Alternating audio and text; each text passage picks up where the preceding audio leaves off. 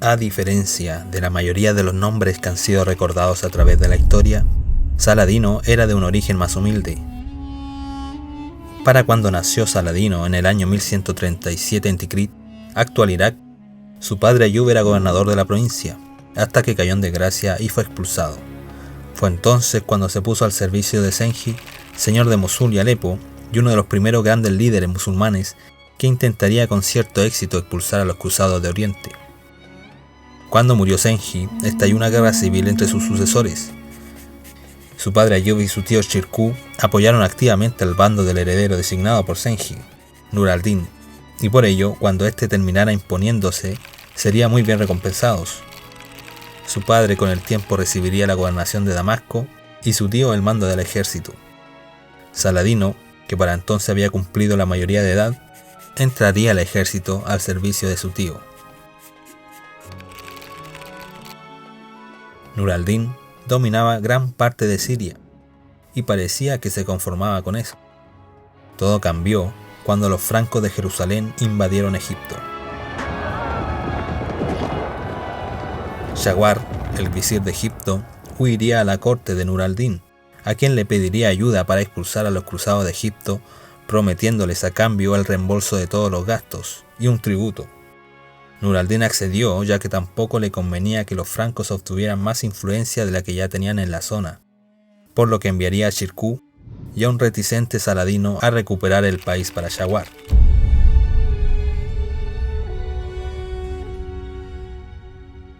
Los siguientes años serían quizás los más duros en la vida de Saladino, pero servirían para forjar su carácter y ganar experiencia en asuntos estratégicos. También serviría para que se acostumbrara a una vida más disciplinada y responsable, al mismo tiempo que iba desarrollando el sistema de valores y creencias religiosas por las que se regiría por el resto de su vida.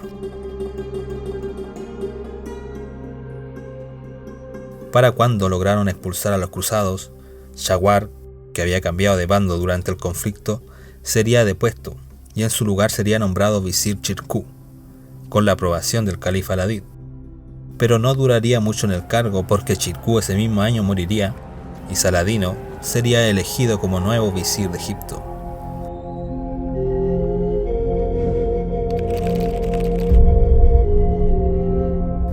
Saladino esto no se lo esperaba. Recién iba a cumplir los 30 años y le tocaba gobernar a un país dividido no solo políticamente sino cultural y religiosamente, y que enfrentaba además la constante amenaza de los cruzados. Ese mismo año tendría que sofocar una revuelta dentro de su ejército, instigada por la élite chií de Egipto, lo que le daría la excusa perfecta para reestructurar al ejército egipcio con tropas sirias, turcas y kurdas leales a él. Las reestructuraciones se ampliaron a todos los ámbitos, en lo religioso, introduciendo el sunismo en desmedro del chiismo, mediante la creación de mezquitas y madrazas, y en lo económico, reduciendo los impuestos. Una vez afianzado su poder en Egipto, Saladino empezaría a ser conocido por los cruzados, y sus incursiones al reino de Jerusalén empezarían a ser cada vez más frecuentes, aunque no buscaría un enfrentamiento directo con ellos. El reino de Jerusalén servía después de todo como un colchón entre él y Nur al-Din, quien empezaba a ver con cierto recelo la independencia y el poder creciente de Saladino. El temor de Nur al-Din se vio confirmado cuando le ordenó a Saladino que uniera fuerzas con él para sitiar el famoso castillo de los templarios, el Crac de los Caballeros. Saladino se rehusó, poniendo como excusa que la situación en Egipto era aún demasiado delicada para estar fuera del país mucho tiempo. Pero la verdad era que Saladino sabía que sería relevado de su cargo, o algo mucho peor, si se reunía con Nur al-Din. Nur al-Din lo pondría a prueba una vez más, ordenándole que terminara con el califato fatimí de una vez por todas, mientras que secretamente empezaba a planear una invasión en contra de Saladino. Sabía que esto probablemente desataría una vez más una guerra civil en Egipto, pero la suerte estaba del lado de Saladino. Ese mismo mes, el califa Al-Adid moriría, al parecer de manera natural, y con él el califato fatimí, dejando a Saladino como el único señor de Egipto. La suerte otra vez se pondría de su parte un par de años más tarde, cuando Nur al-Din, que continuaba preparando su invasión a Egipto, muriera sorpresivamente dejando como heredero a un niño de tan solo 11 años. Las providenciales muertes de los adversarios y rivales de Saladino era algo que empezaba a dañar su reputación en el mundo islámico. Nunca se comprobó que él tuviera algo que ver con estas muertes, pero sus adversarios políticos no perdían la ocasión de señalar estas coincidencias. Saladino, por su parte, marchó a Siria con parte de su ejército tan pronto como pudo. Decía reconocer al niño heredero As-Salih como su señor, pero a esas alturas era bien sabido que quería unir bajo su dominio a Egipto y Siria, antes que otros, aprovechando el momento, se le adelantaran. Y eso fue lo primero que hizo al entrar a Siria, recuperando ciudades que habían devenido independientes a la muerte de Nur al-Din. Pero la situación rápidamente degeneró en un enfrentamiento con la fuerza de As-Salih, cuyos consejeros y generales veían alarmados la victoria de Saladino en tierras que consideraban como propias. Saladino, gracias a su ejército más veterano, aún superado numéricamente, lograría imponerse repetidamente a la fuerza de As-Salih, al que luego de varias derrotas, finalmente no le quedaría otra opción que aceptar la supremacía de Saladino, quien ya se había hecho con el control de Damasco, parte de Alepo y gran parte del norte de Siria, autocoronándose de paso como rey. Esto posteriormente sería reconocido por el califato abasí, que lo declararía como sultán de Egipto y Siria.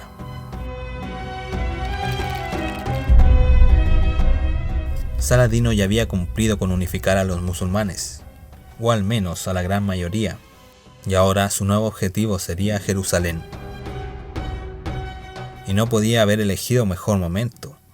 El rey Amalarico I había muerto, y el nuevo rey era un niño que aún no cumplía la mayoría de edad, y que además sufría de lepra. Su nombre era Balduino IV.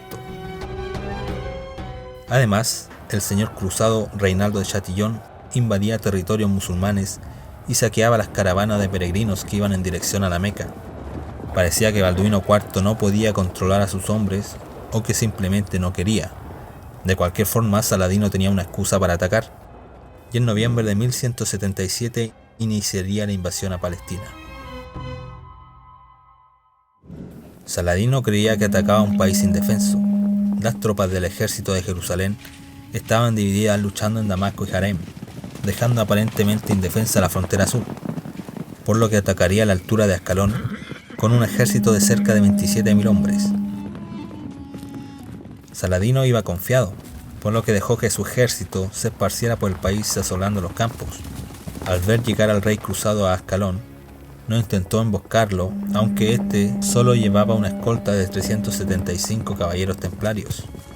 Esto le costaría su más grande derrota, y por poco su vida. El joven rey cruzado atacaría por sorpresa, y antes que pudiera reordenar sus filas, se le vendrían encima los caballeros templarios con Balduino IV a la cabeza, seguido por 4.000 hombres de infantería. Saladino habría muerto si no fuera por la abnegación de sus guardias, que se sacrificaron para que él pudiera escapar a Egipto a lomos de un camello. El resto de su ejército disgregado tampoco fue capaz de contener a los cruzados, muriendo más de la mitad en batalla y muchos más en la desastrosa retirada a Egipto, producto de la sed y el hambre. Pese a que en los años posteriores, Saladino volvería a enfrentarse a Balduino, saliendo algunas veces vencedor, preferiría enfocarse en consolidar su poder en Siria. Incluso llegaría a pactar treguas con los cruzados más de una vez, para poder lograr este objetivo. Conseguiría conquistar Alepo, pero Mosul y el remanente zéngida que gobernaba la ciudad lograrían hacerle frente, por lo que terminaría pactando una alianza con ellos, reconociendo su autonomía a cambio de su apoyo en contra de los cruzados. Ahora podía amenazar el territorio cruzado por completo. La guerra definitiva contra los cristianos se desataría a fines del año 1186. Reinaldo de Chatillon le daría otra vez la excusa perfecta al ignorar la tregua y atacar una gran caravana musulmana. Saladino respondería invadiendo una vez más el reino de Jerusalén. Balduino IV, el joven rey leproso, había muerto hace unos años atrás, y en Jerusalén ahora reinaba Sibila, y como rey consorte, Guido de Lusignan. Para sacar al ejército de la muy bien defendida ciudad de Jerusalén, Saladino inició un asedio en la fortaleza de Tiberíades. Guido, aconsejado por el maestre del temple de la época, Gerard de Ridefort, saldría en socorro de los defensores de Tiberíades junto a todos los hombres que pudo reclutar. Durante el trayecto serían constantemente atacados por la retaguardia por la caballería ligera de Saladino, causándole numerosas bajas. Esto, sumado a las inclemencias del tiempo, el sol, la sed, el calor, la falta de comida y agua, hicieron que poco a poco el ejército cristiano se fuera desmembrando. Al llegar a Tiberíades, los estaba esperando Saladino, cortándoles el paso al lago, en donde los francos tenían intención de hidratarse. Ahí, entre dos colinas volcánicas conocidas como los Cuernos de Jatín, Saladino acabaría con el ejército de Jerusalén de un solo golpe. Saladino se vengaría de Reinaldo de Chatillon cortándole la cabeza con sus propias manos. El saldo de la victoria incluiría la casi total aniquilación del ejército cristiano, la captura del rey de Jerusalén, casi todos los señores francos y todos los grandes maestres de las órdenes religiosas.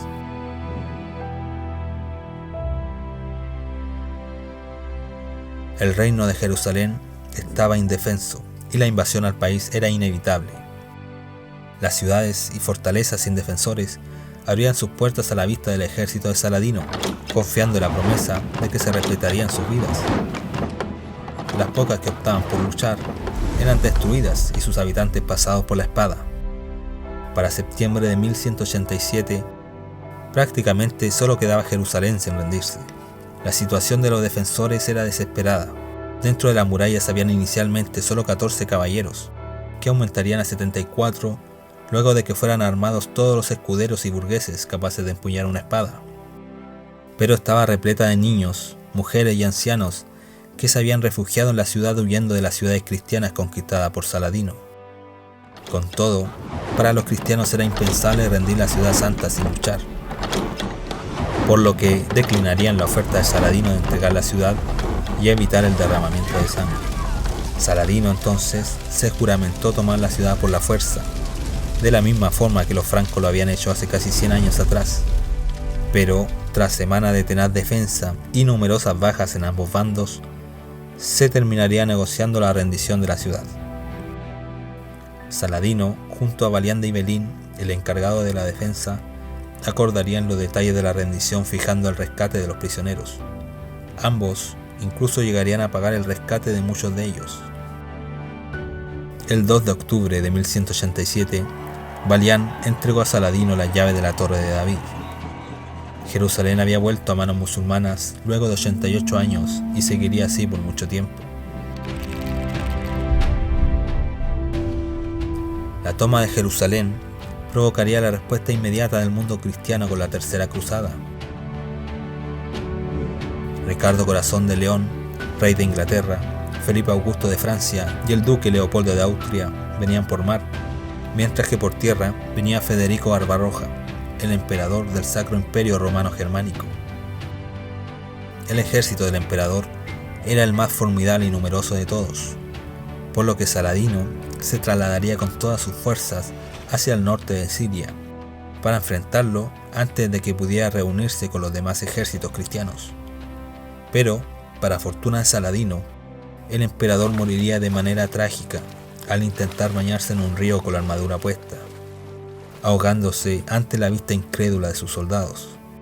Su ejército terminaría dispersándose, convencido de que Dios les había abandonado. Los pocos fieles que no desertaron ya no representarían una amenaza seria para Saladino.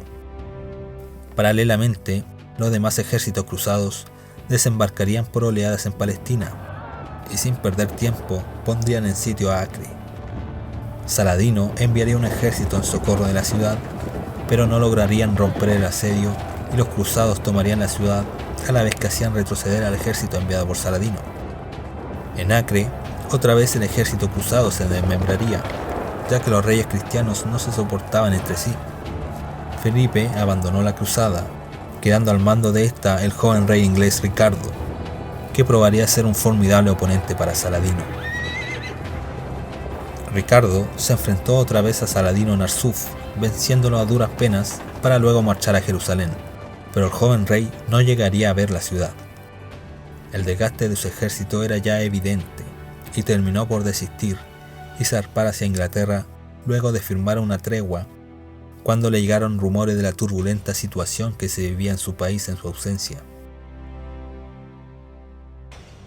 Las recientes victorias cruzadas hicieron mella en la reputación de Saladino, llegando a surgir cuestionamientos incluso dentro de su propio ejército. Pero a cambio, Saladino logró la paz y, mejor aún, un entendimiento con los cruzados con potencial de prevalecer en el tiempo. Se les permitió el libre paso a los peregrinos cristianos a Jerusalén y la retención de algunas ciudades costeras, a cambio de mantener el control de la Ciudad Santa y de la mayor parte de Palestina. Saladino había vivido prácticamente toda su vida en guerra, y pocos años después de firmada la paz, moriría a la edad de 55 años a causa de una enfermedad. Hoy se cree que fiebre tifoidea. A su muerte era el sultán de Egipto y Siria, y el principal héroe del mundo islámico. Admirado por amigos y enemigos por su carácter noble y caballeroso, pese a la indudable crueldad exhibida en algunas ocasiones, propias también de la época. Al día de hoy, el águila de Saladino, emblema del nacionalismo árabe, lo ostentan los escudos de armas de 4 de los países que estuvieron una vez unidos bajo su gobierno. Su legado sigue vivo, casi 1000 años después.